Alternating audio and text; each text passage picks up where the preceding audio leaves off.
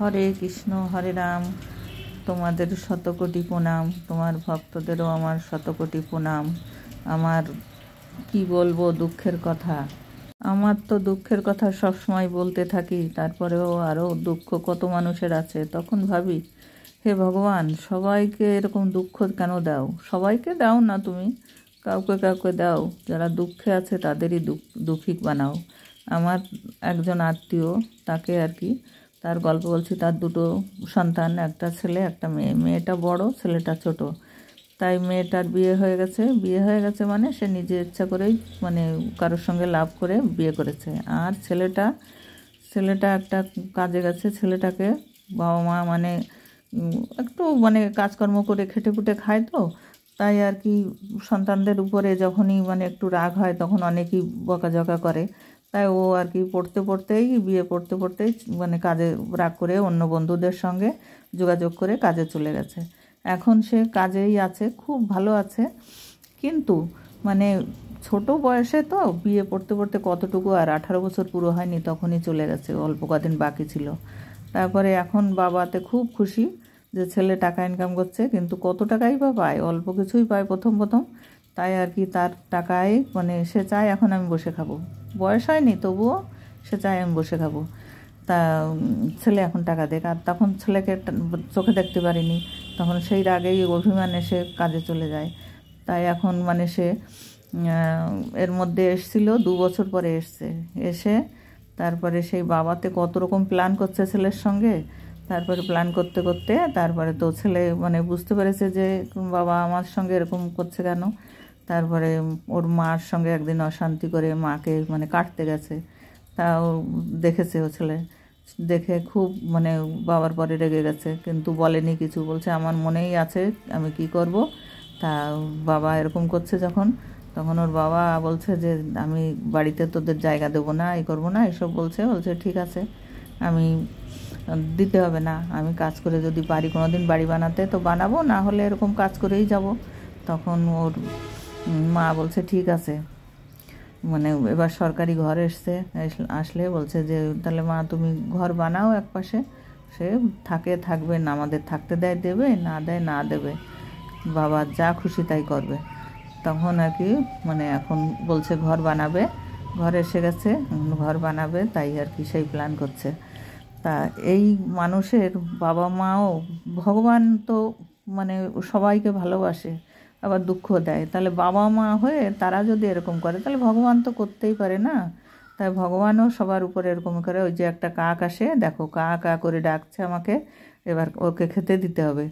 ও মানে প্রত্যেক দিন আরও আগে আসে, আজকে একটু দেরি করে এসছে। আমি ওকে খাবার দিয়ে আসি, তখন আপনাদের সঙ্গে কথা বলবো। এই কাকটারও একটা গল্প আছে, কারণ এও আমার এক ভাইপো ছিল, সে মরে যাওয়ার 13 দিন পরের থেকেও আমার কাছে আসে, আর ওই যে খাবার খেয়ে যায়, জল খেয়ে যায়। তাও এর গল্পও আমি আগে ভিডিও বানিয়েছি, কিন্তু পরে আবার বানাবো। আজকে অত বানানো যাবে না, ছোট ভিডিও হবে আজকে, তাই ভিডিওটা সংক্ষেপে বলছি। ও অনেক মনের দুঃখে আর কি, বাবা মার পরে মনের দুঃখে তখন ও মদ খেতে খেতে লিভার কিডনি সব খারাপ হয়ে গেছিলো, লাস্টে মারাই গেল। আর বউ আছে, ছেলে আছে একটা, মেয়ে নেই, একটা ছেলে। আর এই 27 বছর বয়সে, অল্প বয়সেই বিয়ে করেছিল, 27 বছর বয়সেই মারা গেল। এই যে 1 বছর হচ্ছে মারা গেছে। তা বউটাও অল্প বয়সের, আর ছেলেটাও তো ছোট। তাই এখন তারা অভাগিনী হয়ে আছে, কি করা যাবে। আর কারোর তো কোনো কিছু হাত নেই, ভগবানের হাত। ভগবান যেভাবে চালায় সে মানুষ সেইভাবেই চলে। আমাদের তো কোনো হাতই নেই, তুমি যেভাবে চালাও ভগবান সেইভাবেই আমরা চলি। তাই ওই মেয়েটার অনেক দুঃখ, কিন্তু মেয়েটাও তেমন ভালো না, ওর পরেও দুঃখ ছিল ছেলেটার।